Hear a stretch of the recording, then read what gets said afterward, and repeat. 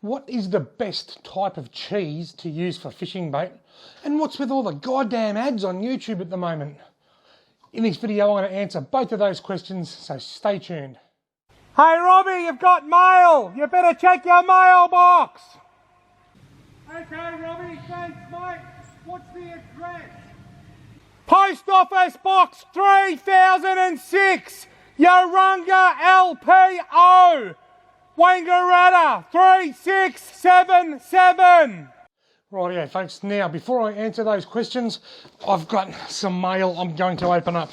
Now I've got 4 parcels here, let's get into them really quickly.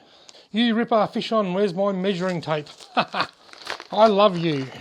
To Robbie Fishing, you may remember me texting you on YouTube. I have brought myself a bait caster and have watched all of your videos. I love your videos. My YouTube name is TacoTube Lawrence, but my name is called Blake. I got the nickname Taco in year 2 because I ate 2 tacos at my school on Taco Day. So it's Taco 2. We have 0 corona cases in Narrandera, New South Wales. I love to go fishing when I can. My biggest Murray cod I've ever caught is 75 centimetres, but I want to aim for a 100 centimetre. I have a joke for you. What did the bowling ball say to the pins? Don't stop me, I'm on a roll. Lots of love, Blake. Keep up the good work. What did the bowling ball say to the bowling pins? Don't stop me, I'm on a roll.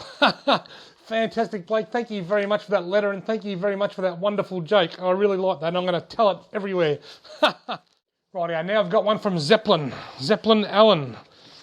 We've heard from Zeppelin before. I've got a Zeppelin wall happening over here. He keeps drawing these pictures and we're fishing and I haven't caught a fish. Alright, let's have a look and see what Zeppelin's got in store for us this time. Hi Robbie.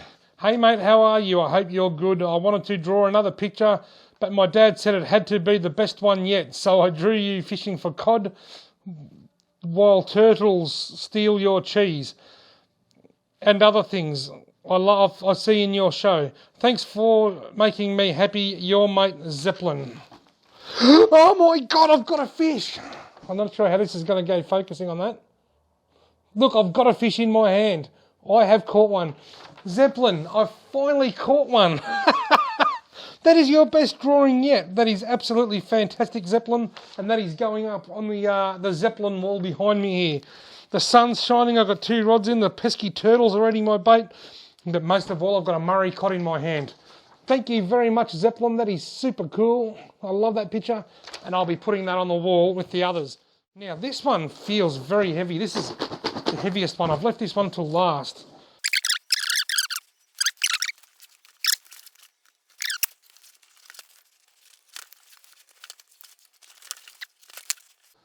Rightio.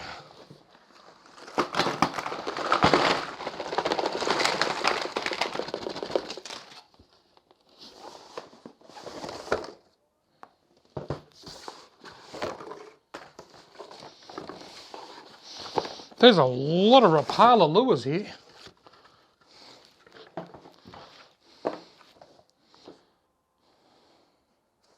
There's fishing reels, there's Rapala lures, there's line. Look at all this stuff. My God, what the hell's going on here? Sinking Rapala. Berkeley. There are so many lures here. The old Eddie's Mini Buster. Berkeley lures.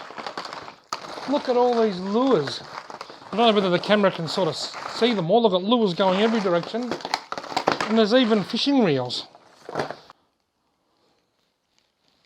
Right, let's look at the letter and see what the letter says. Hi Robbie, my name is Russell Harris. I am retired and live in Yakandanda. I am a typical tackle rat and have been collecting rods, reels, Shimano nut. He's a Shimano nut.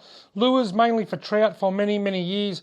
As I am retired, I will never get to wet all of my lures, over 100 Rapalas and 50 JDs, plus too many other various types to mention. Have watched many of your posts and videos with great interest over the past years and have been touched by the ones in which you give away products. I have included some lures, some 50 lures, I have included some lures and a couple of reels for you to distribute at your discretion to younger fishing people if possible. If you choose to respond and maybe put this in one of your forums, please let me know where and when. Keep up the great work, Russell Harris. And thank you, Russell, for leaving your phone number, because I am going to call you. Russell Harris from Yakandanda has just sent me 2 of these reels and heaps of lures to give away. Eddies, we've got heaps of rapalas, bushies, stiffies. Look at all them lures. Russell, that is absolutely super amazingly kind of you. And what I'm going to do is I'm going to keep these, as you said in your letter, to use at my discretion. Quite often I do giveaways and I give people products and I do giveaways. I have kids only giveaways. I have cod giveaways, trout giveaways. I have different sorts of giveaways, and I also hold on to some stock that you guys don't see watching my videos that I give away to people on the street. I often give away stuff here and there. I'm about to send a parcel off early next week, and it's going to contain a few extras that the person that's getting doesn't realise are going to be in there. So I do give a lot of stuff away. So what I'm going to do, Russell, I'm going to sit on these for now. And then I will be doing a giveaway pretty soon. And I'm going to use these in separate giveaways to try and just distribute them around a little bit, particularly for young people, but also there's going to be competitions for everyone. Russell Harris, you, my friend, are an absolute legend. Thanks for your kind words and thanks for your kind gesture. Keep your eye out for the giveaways. Rightio, first question from Pete Chapman. Hey, Robbie, what is the best type of cheese is best to use? I've never used it for freshwater fishing. What is the best type of cheese to use for fishing bait? It all depends, Pete. I like tasty cheese. I use little tasty cheese cubes. I used to buy mozzarella. It's a bit more rubbery and I found it stuck to the hook a bit more. One thing I have found with cheese is this time of year when the water's still really cold, the cheese will stay on the hook really, really well. In summer, when the water's a lot warmer, the cheese gets a lot softer and it falls off the hook a lot easier. But short answer to your question, my favourite cheese to use for bait is tasty cheese. And this August just gone, I've had some of the best Murray cod fishing I can remember, and I've been catching them on Aldi Tasty Cheese. Buy a little, I think it's a 500 gram block of Aldi Tasty Cheese, and just cut them into little squares, about 1.5 centimetres square, and that's all I've been using. Hopefully that answers your question, Pete. Next question here. Now this is going to be really interesting. Willie West. Now Willie wasn't complaining. We got into a conversation and he's a really nice guy, so please don't take this as a complaint, but he raises a fair point. Hey Robbie, what's with YouTube and all the ads on everyone's channel? It's getting worse than the idiot box. Willie's asking what's with all the ads on everyone's channel. Basically, back in July, YouTube made changes to the way they deliver ads across their platform, across our videos. Up until July, in the past, if our videos were longer than 10 minutes, we had the choice whether we embedded ads into the video called mid-roll ads. I never used to. I always said no. I was happy to have just a starting ad, and if it was over 10 minutes, I'd have an ending ad, what they call a bumper ad. But the whole video was ad-free. Now, we had the choice to add ads in the middle, and I always chose not to. Back in July, they changed it. No longer does the video need to be 10 minutes to have mid-roll ads. It now only has to be 8 minutes, and the big one, they put the ads in. YouTube put the ads in, and it's up to us to take them out if we don't want them. So whereas we used to have the choice to put the ads in, we now have the choice to take the ads out, and that's videos that are only 8 minutes over or longer.